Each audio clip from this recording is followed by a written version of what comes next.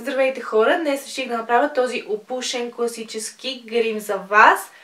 Мисля, че този грим отива на абсолютно всяко едно око, на абсолютно всеки клепач, на абсолютно всякакво лице. Това е един универсален грим, който всеки може да носи. Съчетах я с малко по-различен цвят червило, но както ще ви кажа и по-натам във видеото, този грим може да го съчетаете с абсолютно всякакъв цвят червило, няма абсолютно никакво значение, отива с всичко.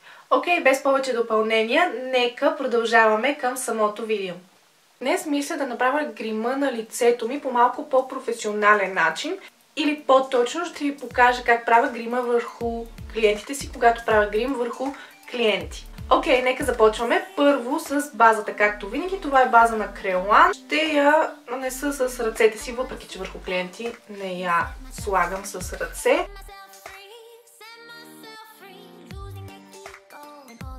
След това ще взема TV стик на Крелан, което е фондютен в формата на стик в цвета Ivory. Това е един от доста по-светлите им цветове.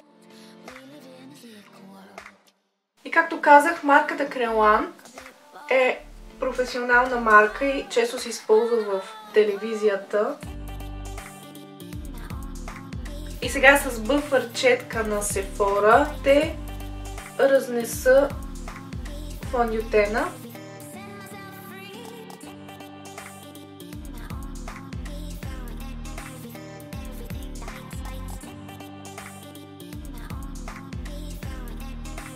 Не правя кръгови движения, само както виждате леки надолу и нагоре или настрани.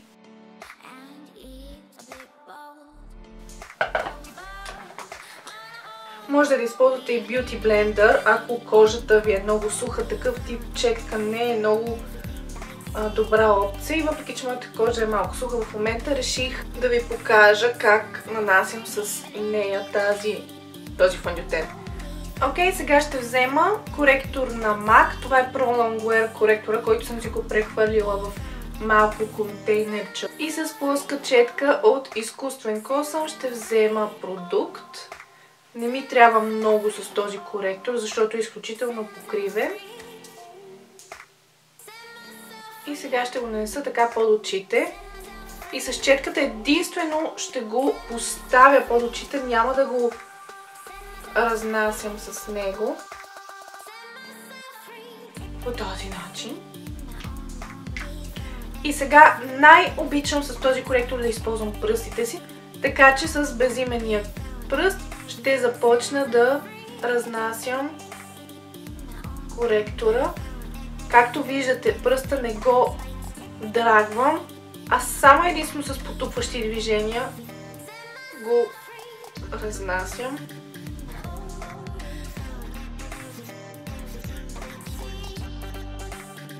Добре, преминавам към пудрата. Набързо ще сложа под очите тази на Rimmel.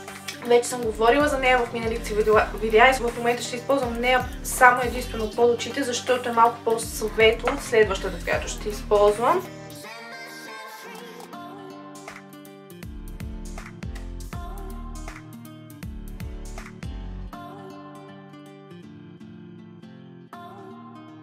И сега вече върху цялото лице ще използвам наситната пудра на Крелан. И вече с ето такава голяма четка ще взема продукт. Окей, това беше крема на лицето. Да преминем към веждите. Набързо ще ги подчертая с универсалният молив на BDB. Първо с гребенчето ще ги разреша малко. Преди изобщо не ги разресвах, преди да почна да им правя нещо. И след това, когато опитах, разбрах колко е важно да се прави. Наистина улеснява след това нанасянето на какъвто и да е продукт, честно казвам.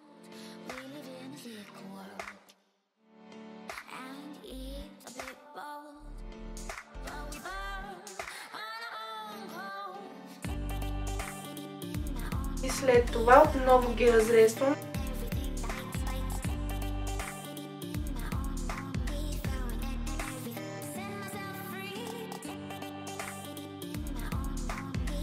Накрая ще им сложа малко гел за вежди. Това е гелът за вежди на L'Oreal Brow Artist Plumper.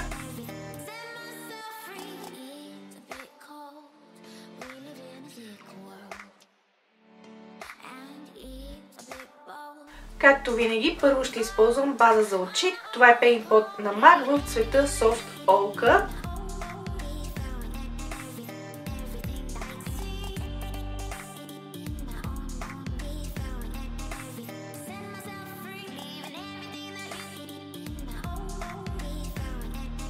Окей, сега за този грим ще използвам тази палитра на Lollipop Cosmetics. Изключително много я харесвам. Първо ще взема най-светлият цвят и ще го поставя под веждите.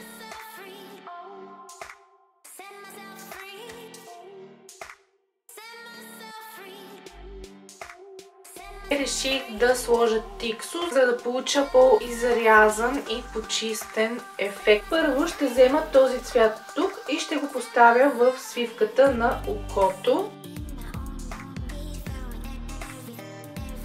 Това ще е нашия Transition цвят. Цвят, който ще подпомогне преливането на следващите по-тъмни цветове.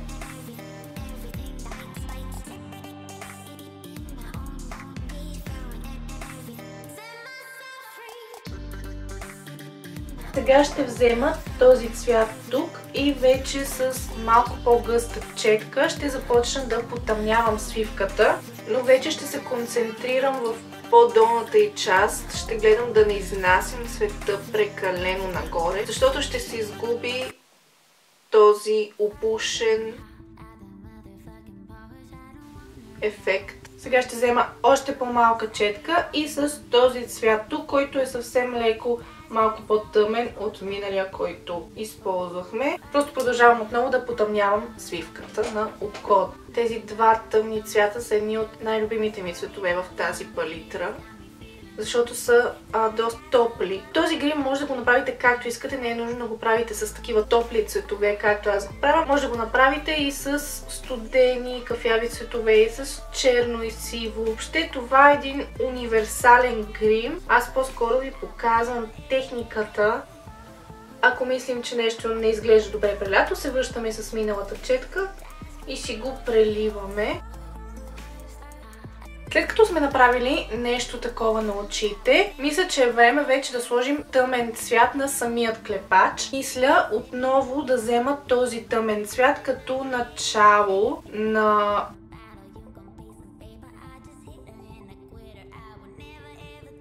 тук трябва много да внимаваме да не отидем прекалено нагоре, защото после ще ни е доста трудно да прелеем всичко. И сега се връщаме с тази четка и преливаме.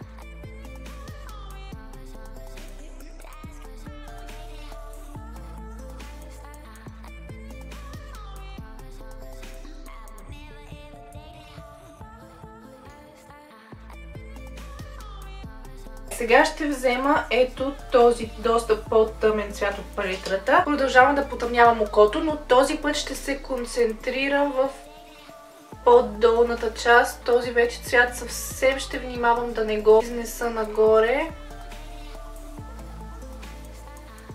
И отново може да се върнете.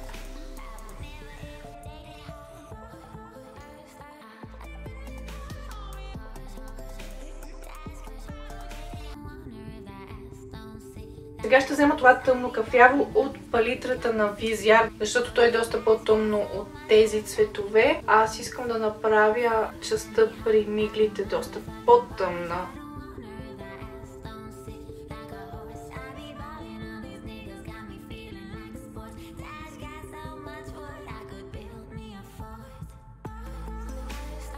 Сега отново с този най-светъл цвят ще мина през частта под веждите.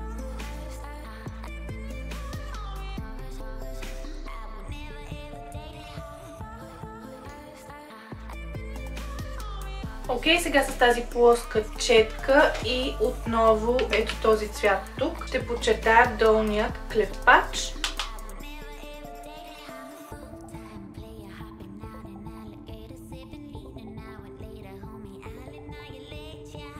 И накрая с ето тази малка и гъста четчица ще взема отново този цвят. Този път ще взема малко повече. И вече него ще го сложа във вътрешният клепач на окото.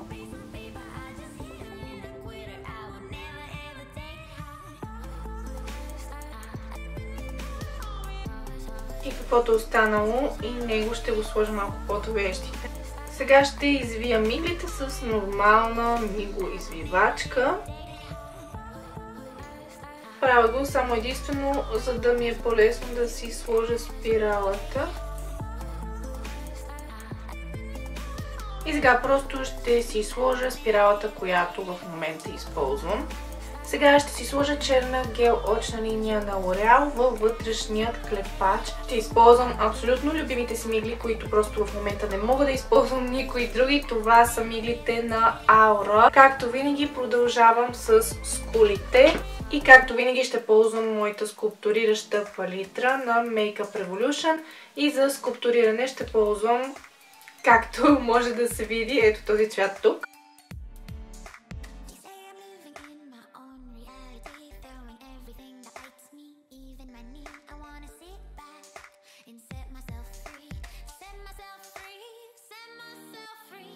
Сега ще взема съвсем малко бронзан. Това е Sun Bunny на Too Faced.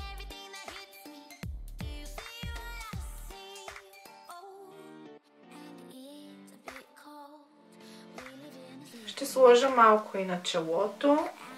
И сега ще използвам този руж на MAC.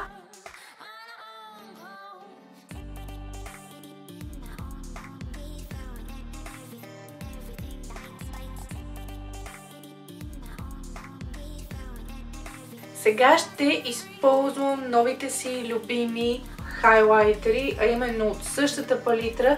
Ето тези двата. По принцип първо слагам този и после съвсем малко от този, защото този е доста силен.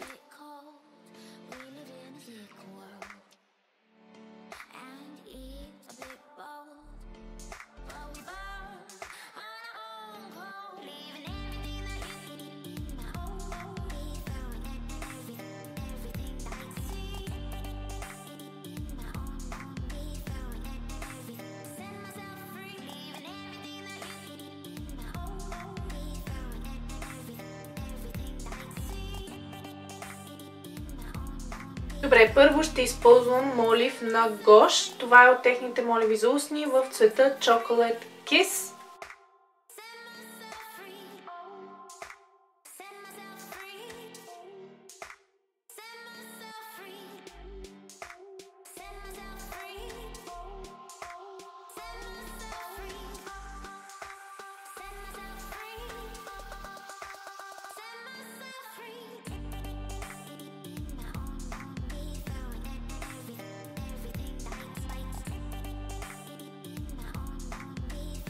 Ще взема един продукт, който си чака реда в следващото ми видео за любими продукти.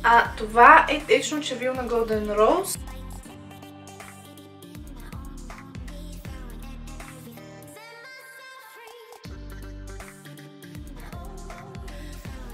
И това е завършеният грим. Много се надявам, ако ви е харесал, ако съм ви помогнала по някакъв начин. Ако е така, не забравяйте да харесате видеото, да се абонирате за канала ми за още много такива. Също така можете и да го споделите в социалните мрежи.